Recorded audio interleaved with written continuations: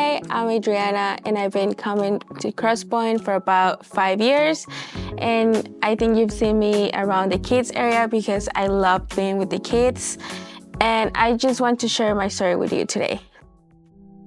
So 12 years ago, I was diagnosed with cancer in my left leg, with sarcoma, a rare type of cancer. And it started with a pain in my knee. We didn't know what it was. My parents took me to different doctors and nobody knew until they did an MRI. I was 13 at the time. And they told me that in the MRI, they could find a huge mass in the back of my knee. So they needed to do a biopsy to see if it was cancer or no. So they did the biopsy, that surgery, and after like 2 weeks, they told us that indeed it was cancer. And they told me the only solution that they gave me was to amputate my leg. And even if they amputate my leg, they only gave me 6 to 2 years to live. I was living in Guatemala at the time, so we were devastated as a family to hear this news. And when we told my family that I was sick, some people, they didn't believe in God, but when they heard about this news, they started to praying and believing for a miracle. And so I believe that God was using this situation to make them believe in Him. A week before the surgery, I had to sign a paper saying, yes, I accept for the doctors to amputate my leg. And I said to my mom, if this is gonna make my family and even my dad to believe in God, I'll do it. And I signed the paper. But 2 days before the surgery, the doctor told us there's another option. We can save your daughter's leg, but we cannot do this here in Guatemala. They only do it in Europe or the US. It's to take out the bone that is with cancer and put a prosthetic leg. And at that time, I was receiving my second cycle of chemotherapy cycle. So my parents decided to say no to the surgery, and we started with the process to get all the papers, all the permissions to travel. And I remember the doctor, my primary doctor, I always say like, hey, I'm gonna be cancer-free. God is gonna do a miracle in my life. And he used to laugh at me. He said, do not believe in that because God is not real. And my mom years later told me that the doctor called her to his office and said, you need your daughter to stop believing in God because if she doesn't get the surgery, she's gonna die. And my mom said, I'm not gonna do that. I'm gonna let my daughter believe that she's gonna get a miracle. So we get the permissions to travel because one of my mom's friends, she knew the ambassador of the US in Guatemala. She told him my story and he called my mom and he said like, hey, we heard about your daughter. We know that she's sick, so we want you to come and we can give you an interview for your visas and your permits to travel. So they went. I couldn't go because I was going through chemotherapy. And when they went to the interview, they said like, we're gonna give you the visas, we're gonna give you the permits to travel. So we came to the US and we came to the Children's Hospital in LA. And they said like, okay, we believe that your daughter is sick, but we cannot treat her because we don't know who's gonna pay for her treatment. And they told us basically to get out of the hospital. And I remember telling my mom, hey, don't worry, we'll be back.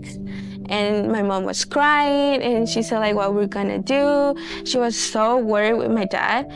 And so we went to a social worker and she said like, hey, there's nothing we can do because your daughter wasn't born in the US. There's a program that helps children with cancer, but it's only for US citizens. So she said like, we can apply, but that's gonna take around 6 to 12 months to have a response. And it can either be a yes or a no. and I needed more chemotherapy, because if you don't get chemotherapy, the cancer can spread to your whole body, and that can be really dangerous. So my mom said like, okay, let's try, let's apply. That was a Thursday afternoon around 5 or 6 p.m.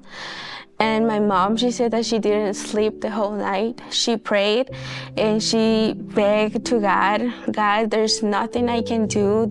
I did all that I can do, and all that I leave my daughter in your hands. And she prayed the whole night.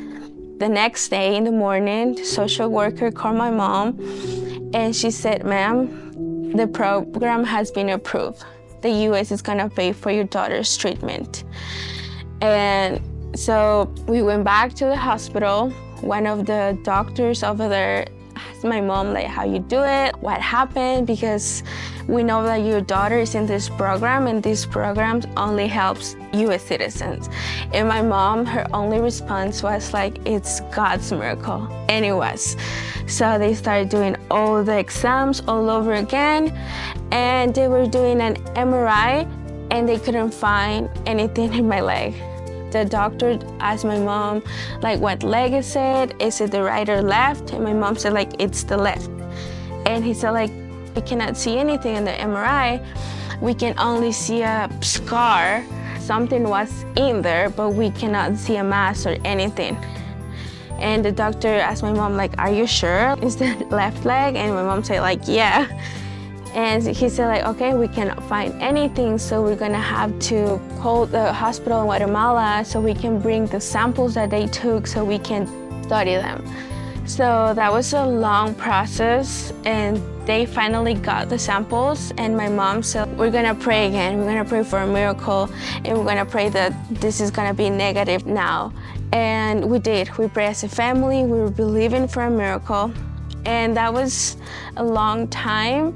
Couple of weeks, and then the doctor called us to his office saying like we couldn't find anything on those samples, and we cannot find anything on the x-rays, anything on the blood work, anything on the MRI, so your daughter is cancer free.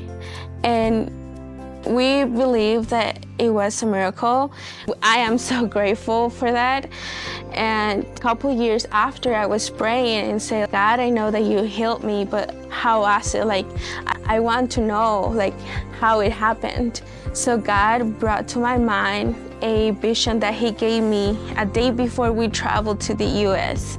We were praying in my pastor's in Guatemala house, and the room became white, and I saw a hand coming in the middle of the room, and that hand went through my knee and took out something, and then I saw that hand again putting in something.